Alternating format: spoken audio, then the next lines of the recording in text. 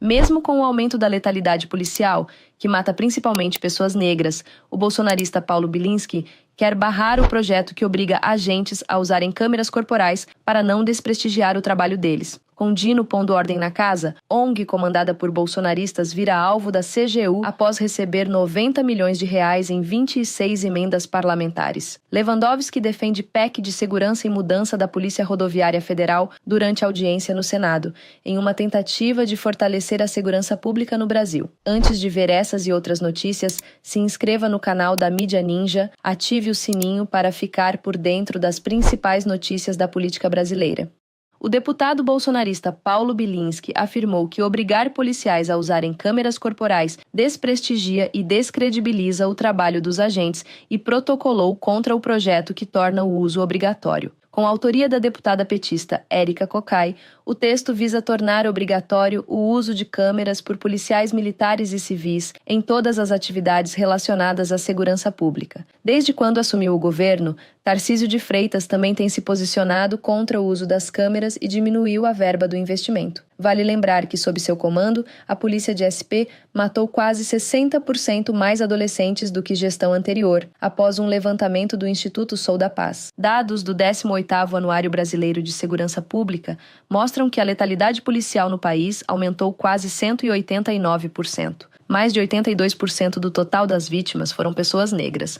O ministro Alexandre de Moraes autorizou a transferência de 2 kids pretos investigados no inquérito da tentativa de golpe de Estado. O general da reserva do Exército Mário Fernandes, indiciado com mais 36 pessoas, e o major Rodrigo Bezerra de Azevedo para Brasília foram presos no mês passado, na Operação Contra-Golpe da Polícia Federal. Em Brasília, os acusados ficarão presos nas instalações do Comando Militar do Planalto. Eles poderão receber apenas as esposas, filhos e advogados. Todas as demais visitas deverão ser autorizadas previamente pelo ministro. Agora, o procurador Paulo Gonet decidirá se o ex-presidente e os demais acusados serão denunciados ao Supremo pelos crimes de abolição violenta do Estado Democrático de Direito, golpe de Estado e organização criminosa.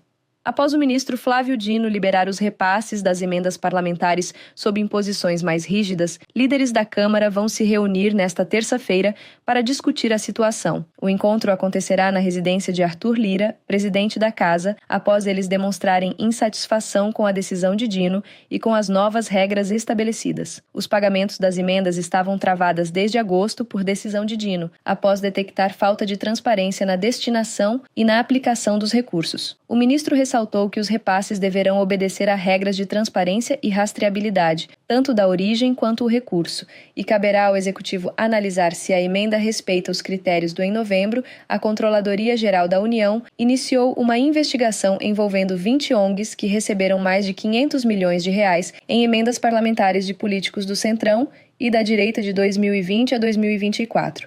A ONG Associação Moriá, comandada por militares e ex-integrantes do governo Bolsonaro, está entre as ONGs na mira da CGU, após receber mais de 90 milhões de reais em 26 emendas parlamentares nos últimos 3 anos. O destino dos recursos da organização localizada em Anápolis, Goiás, foi para ações que envolvem competições de jogos eletrônicos em 10 estados e controle de zoonoses no Acre. O valor também foi usado para aluguéis de computadores com preços inflacionados, chegando a ser 11 vezes mais caros do que o valor de compra, além de ter cerca de 40% do dinheiro aplicado em festas de aberturas e encerramentos, segundo a Folha. Após a Controladoria identificar uma ausência de análise crítica na aprovação de orçamentos pelo governo federal, o órgão decidiu encaminhar os detalhes da investigação ao Supremo, depois de Dino exigir mais transparência.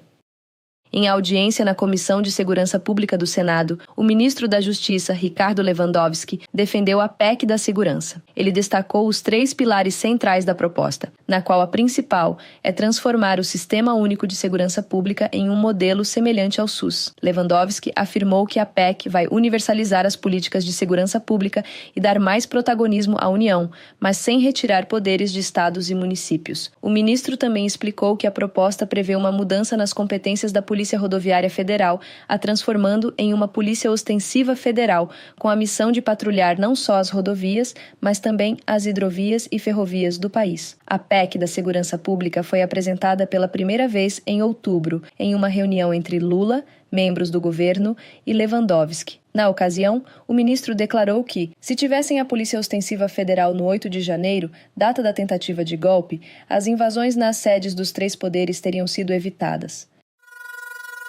Veja um trecho da sessão na Comissão de Segurança Pública no Senado hoje, com participação do Lewandowski. No corte, ex-juiz Sérgio Moro insinua que o governo Lula negligencia as políticas de segurança e faz ataques à PEC da Segurança Pública, apresentada pelo Executivo. Elisiane Gama rebate e o ministro enterra de vez os argumentos do Moro.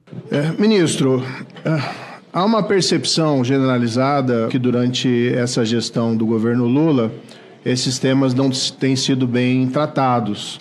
Quem diz não sou eu apenas, mas a população, as pesquisas que têm sido feitas. Indagaria a Vossa Excelência também, Vossa Excelência mencionou aqui rapidamente, mas tem projetos de lei específicos do Ministério da Justiça que já foram encaminhados para enfrentamento da corrupção, do crime organizado no país, desde o início do governo Lula, ou que foram encaminhados durante a sua gestão?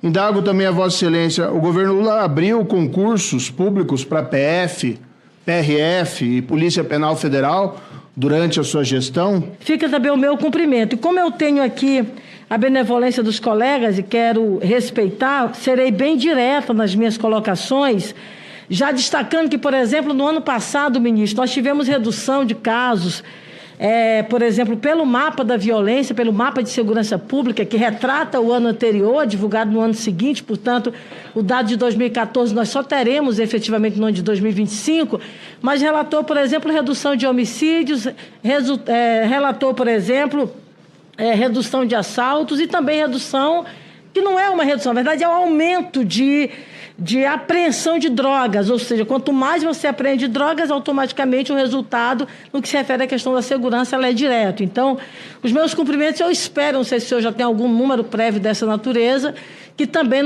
nós tenhamos, na verdade, um acréscimo, não é, desses números agora em 2024, que evidenciará, não há dúvida nenhuma, uma redução da violência como um todo na sociedade brasileira. E já de tabela, com devida vem ao meu querido senador Sérgio Moro, né, dizer o seguinte, que quando a gente fala de constitucionalização, a gente está falando de segurança jurídica, a gente está falando de um elemento que é fundamental, aliás, a Daniela citou muito bem. Eu não posso falar de prioridade em nada se eu não falar de prioridade orçamentária. Eu não posso falar de prioridade da criança, do adolescente, da segurança pública, se eu não trabalhar na prioridade orçamentária. Nós tínhamos aqui no Brasil, por exemplo, o FUSP, que é um Fundo Especial de Segurança Pública que estava lá praticamente existindo apenas como superávit primário, para servir como uma peça para isso. A gente precisa constitucionalizar. A lei acabou de citar, por exemplo, o Fundo Constitucional de Brasília. Quando você constitucionaliza, você dá elementos orçamentários, você permite o governo federal direcionar recurso para isso diretamente, e não ficar à mercê de uma busca orçamentária ao longo do ano inteiro.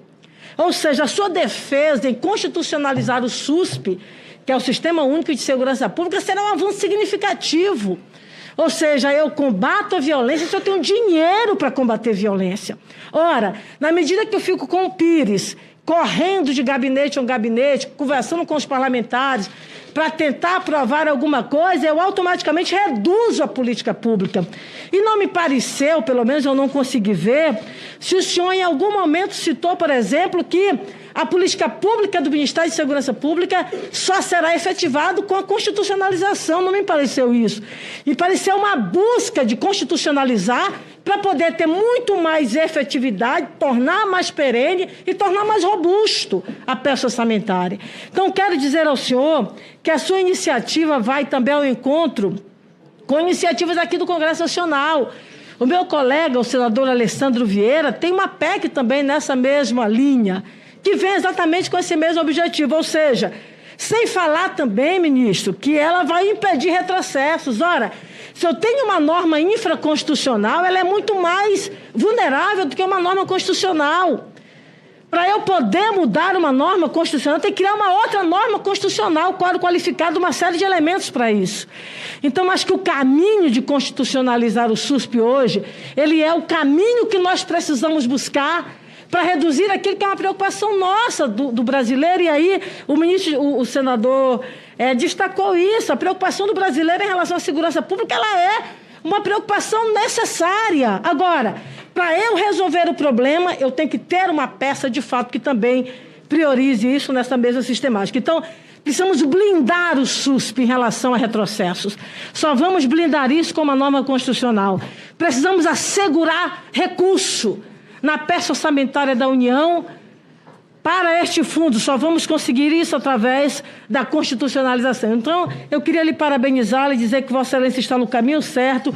Conte conosco. Senadora Elisiane, que nós, com essas demarcações, claro, dentre outros avanços que estivemos na área do meio ambiente, na COP30, que se desenvolverá no ano que vem, não é, no estado do Pará, nós já teremos algo a demonstrar para a comunidade internacional. Fizemos avanços, sim, reduzimos as queimadas, e aí também, me permitindo dirigir-me agora diretamente ao Ministério, ao senador Sérgio Moro, ex-ministro Sérgio Moro, também com a sua formação profissional, me dirigiu excelentes perguntas.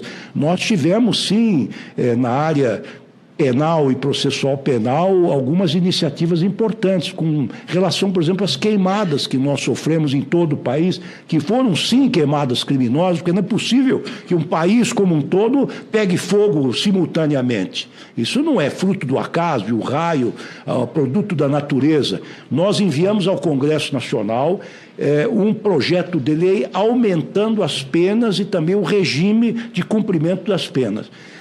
Na questão das queimadas, a legislação em vigor previa o máximo de 3 anos de detenção. A duração do processo, Vossa Excelência sabe, ministro Sérgio, ex-ministro e sempre ministro e agora senador da República, Sérgio Moro, a duração do processo da investigação fazia com que essas penas prescrevessem.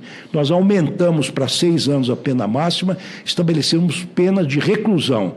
Esse projeto, por consenso, está sendo apensado a um outro projeto do senador Davi Alcolumbre, que prontamente aqueceu que nós pudéssemos caminhar junto para aperfeiçoarmos a legislação ambiental. Este é um dos projetos que já oferecemos, é uma entrega que já fizemos ao Congresso Nacional e à sociedade brasileira. Como eu disse, nessa área de legislação, de projetos de lei, o doutor Sarrubo está trabalhando um projeto de lei antimáfia, nosso gabinete está com um grupo que vai aperfeiçoar a lei de lavagem de dinheiro, portanto, é um instrumento de combate à corrupção. Mas eu queria dizer que, em matéria de iniciativa de projetos de lei, no que diz respeito à lei penal, à legislação penal, processual penal extravagante também, a legislação extravagante nesta área, a iniciativa legislativa é concorrente. Quer dizer, embora seja competência privativa da União, e há muitos governadores que entendem que não deve ser assim, e com todo respeito, o governador Caiado tem essa opinião, e também o governador Cláudio Castro, do Rio de Janeiro, entende que a legislação penal deveria ser de competência dos estados, mas aí nós teríamos, talvez, algumas incongruências. Um furto poderia ser apenado com 30 anos de reclusão e, num outro estado, com 5 anos de detenção. Essas foram as notícias do canal da mídia Ninja.